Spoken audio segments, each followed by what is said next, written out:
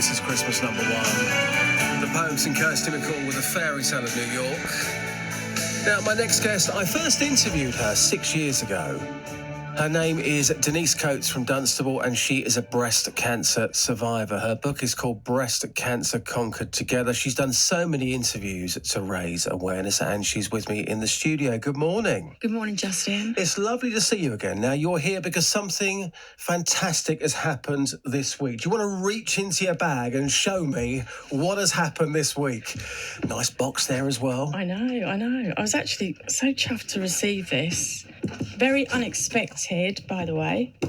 Yeah, look. Tell our listeners what that is. Well, I've received an Outstanding Contribution Award as a media volunteer for Cancer Research UK. Wow. I mean, you must feel so proud that you've got that, because you've done such an amazing job over the last few years as a survivor, telling your story. You must be really proud to get that.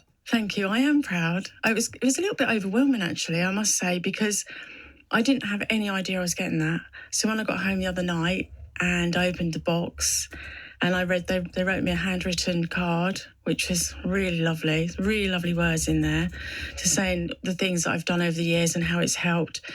And yeah, but it did make me reflect a bit, I must have. I had a little bit of a tear in my eye, actually, because I thought, well, blimey, we spoke 6 years ago, and I remember being here with you, and you were so great that day with me, and all the things that have happened since then, some of the things that I've done, the amazing people that I've met.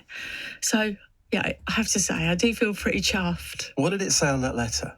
So, dear Denise, we're absolutely delighted to send you this award in recognition of your outstanding contribution to Cancer Research UK as a media volunteer.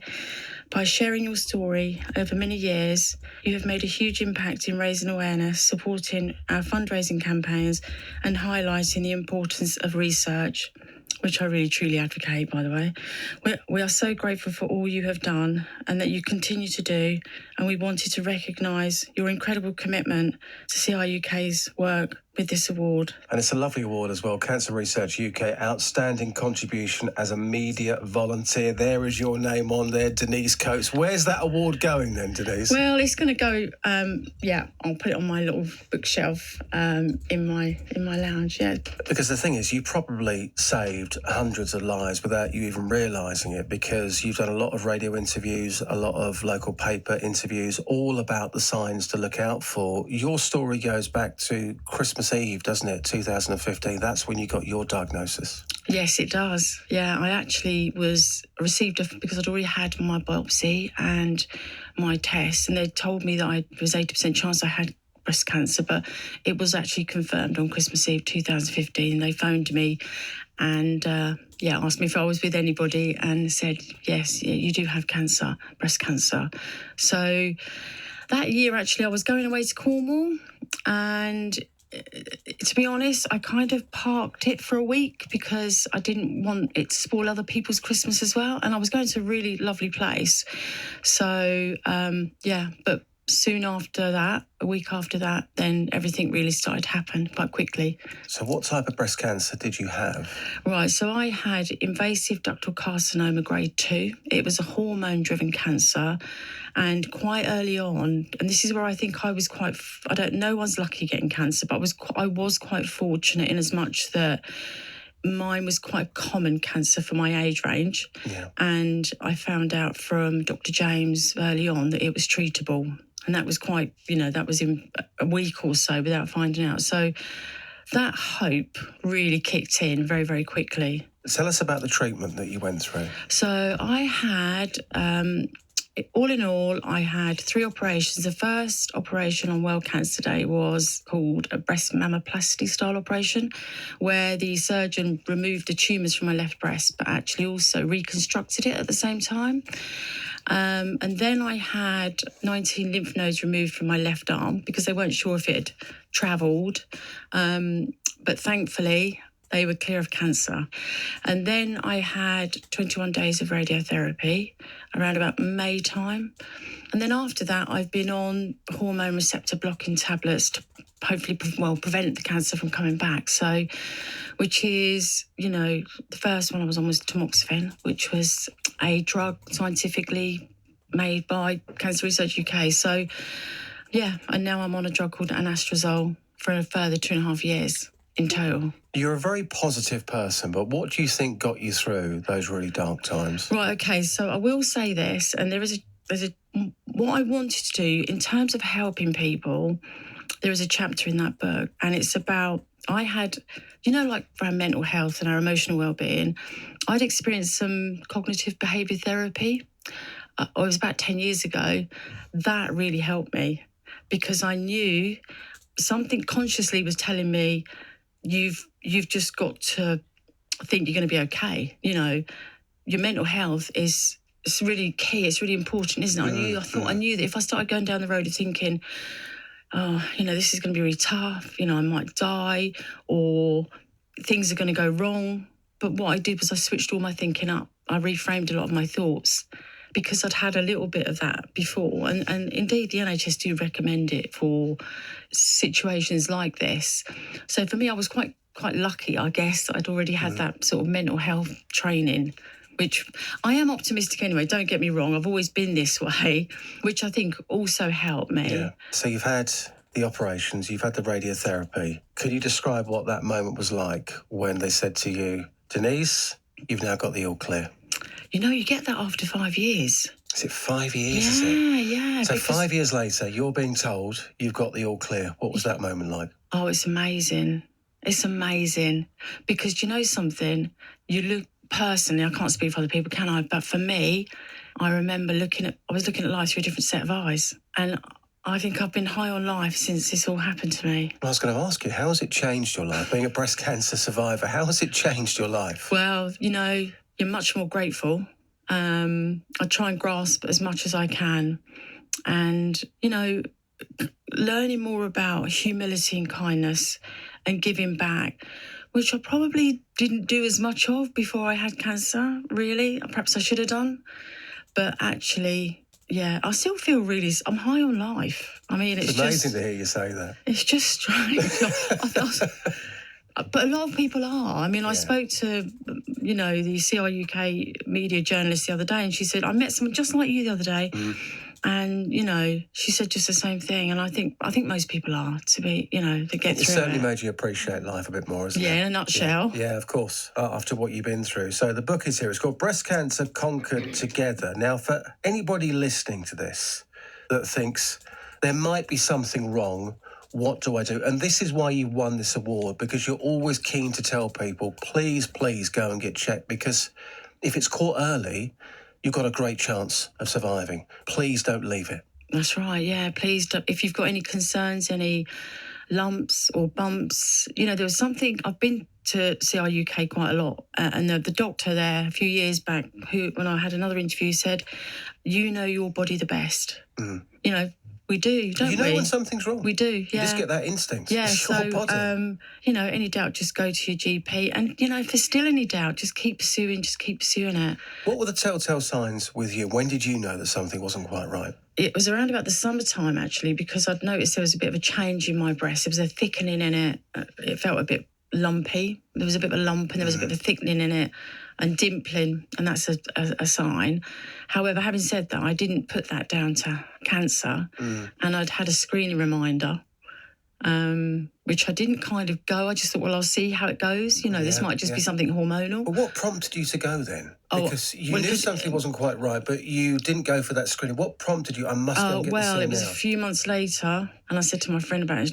She said, you've got to go and get that checked out now. It's a couple of months, you need to go and get that checked out. And I shouldn't have really have left it, really, to be honest. I should have gone. And, I mean, I have put my hands up to that, and I've written about that. If anyone's got any screening reminders, just people go. Can learn from your mistakes. Yeah, so just go and get it checked out. I was okay because actually at the time I just was on, it was contained. Yeah. I think if I'd have left it any longer, that would have been a bit of a different story.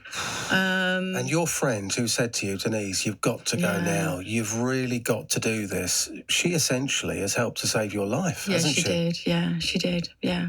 I mean, what's your relationship like with her now that you're a survivor? Yeah, it's just... My relationship with everyone is I'm just so fortunate, I guess. And this book we're looking at, What can people take from this book that you've written here? So what I've tried to do is talk about what helped me, who helped me. It's not just about me. I've included other survivors, because there's different types of breast cancer. Yeah.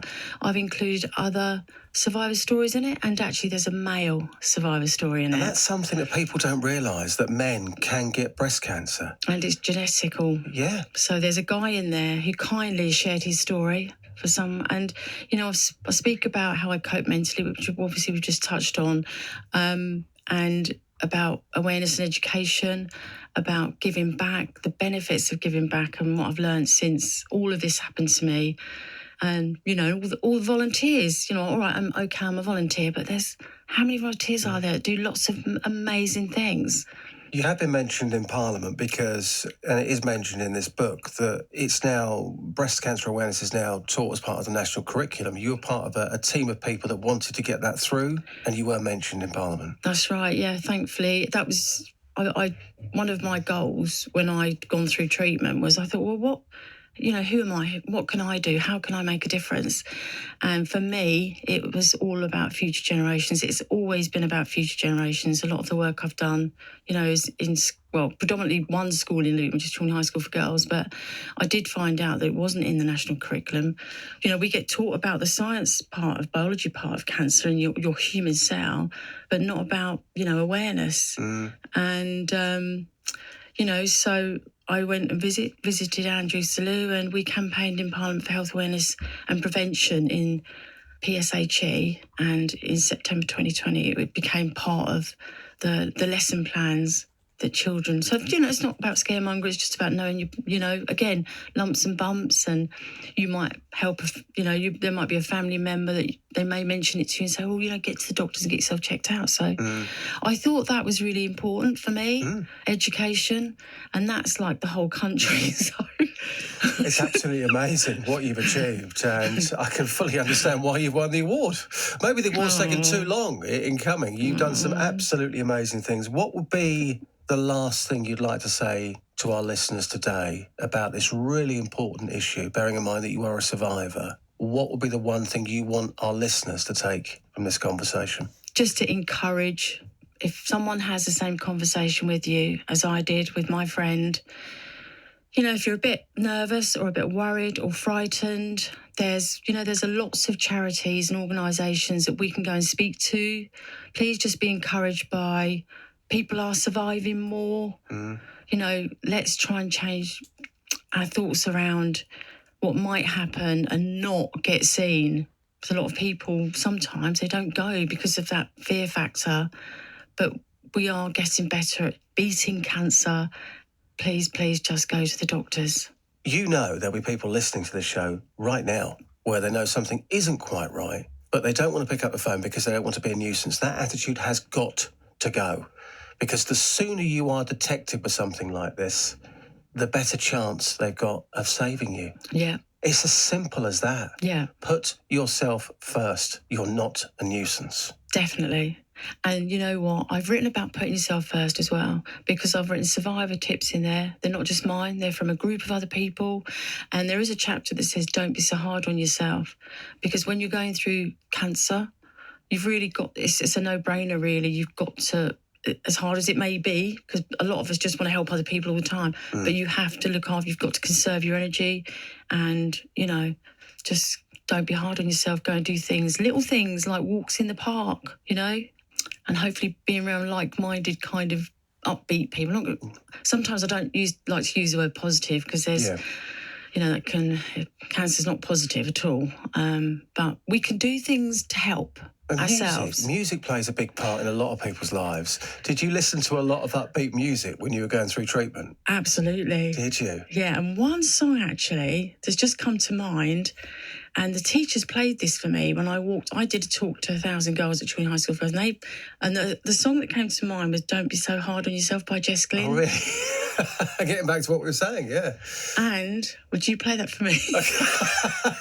No, but they actually played it, and that's part of that. Don't be so hard on yourself. But when you were going through the treatment, you were listening to upbeat songs. Were you watching comedy programmes and happy films? Yeah. Anything that was going to lift your spirits in that situation at your darkest time in life? Because they say, don't they, that comedy and happy things, when you're going through something like that, can make a big difference. Definitely. And you've been through it, and you're saying, yes, it did. Definitely. And I think the other thing as well, and I do say this to people, I was really, like you've said to me, you've really been kind to me and said, you're really positive and stuff like that. And I am. And I think for me, I wanted people to replicate that back. Do you know what I mean? I didn't want to think, be sort of like a bit pessimistic, a bit dreary. I just wanted to be people to, look, I'm really trying here, can you just be the same for me?